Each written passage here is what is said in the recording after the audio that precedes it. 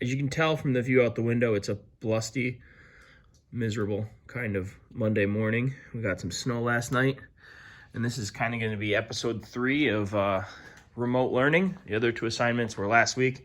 I'm going to open those up today on Schoology so that you guys can go back in and redo those if you haven't done them already.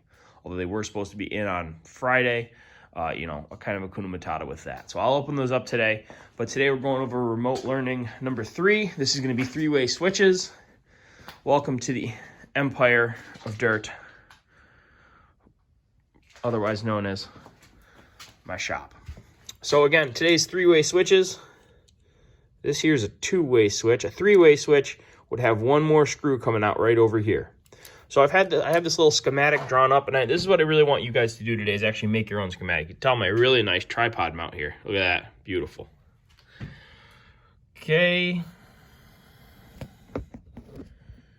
I had this all set up, and then you guys came along and messed it all up on me.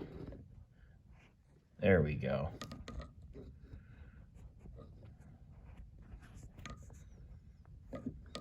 That'll work. Okay, so here you guys can see, this is our schematic I have laid out in here. Blue is representing our white wire in this case, because white marker on white paper don't work so well. Green is representing ground, as it always does. And then these double thick black lines are representing the hot lines. Now, as I've said before, in the middle of any of these 3-way switch circuits, I have to have a special piece of wire, right? And that special piece of wire will ultimately have 4 conductors in it, one of them being the ground. So we call that, it would be 12-2 or 14-2, depending on what you're doing. Okay? So these wires here are referred to as our travelers, the red and the black there. They're going to allow that voltage to get here. The goal of the 3-way switch is like what you have over your stairs, right? You don't want the monster to get you when you're in the living room. You want to be able to turn that light on over the stairs, get up to your bedroom, turn the light off. This is all set up here to run my really nice lava lamp. A lot of applications, you want to be able to turn the lava lamp on and off from 2 different locations. So let's look at what's going to happen here. We are going to have our current come in. And I actually want you guys to make this diagram, and then I want you to do exactly what I'm about to do. So you're going to make the diagram, then you're going to do exactly what I'm going to do. We're going to go through and highlight where the power would be. So this is where the energy would be. It'd be flowing in this line, on the hot line. Be coming into the common screw. See how it says C on it? Common. So voltage is going to flow through that. Yellow, because electricity, it's like lightning. It's scary. It's going to get you. So we got it coming into our common screw here, or our common screw on our first 3-way switch.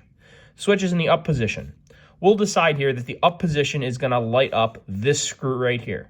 It could light up this screw or this screw, right? That's hardwired into the design of that switch.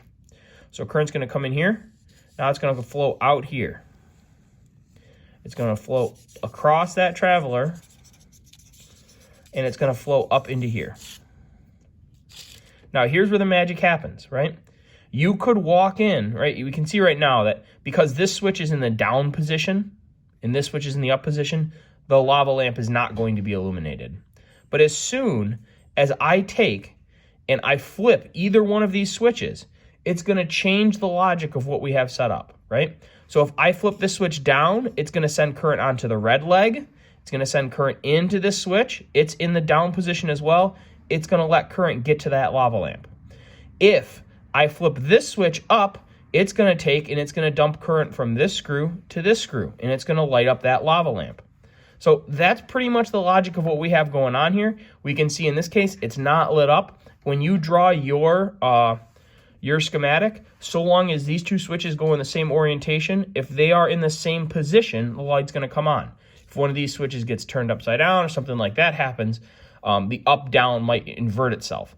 It doesn't really matter all too much for the functionality if these switches are wired in the same fashion, so long as your travelers, your red and your black, both hook up to the correct screws and your commons are in the right position, everything should work. So go through, draw this schematic, and then take another color marker and highlight where the current is actually going. Current comes in here, flows across, and in this case, ultimately does not light up the lava lamp.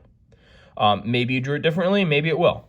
So go through, draw this out. If you want to do it on PowerPoint, you can do that. If you want to do it like I did on paper, because I got so frustrated with my computer this morning, I just couldn't take it any longer, do that. I will say it is really nice to have a couple different colors of marker to get it done with. Just makes things a little bit more clear. So go ahead and upload that to Schoology, and thanks. Have a wonderful day. Get the rest of your schoolwork done there, folks.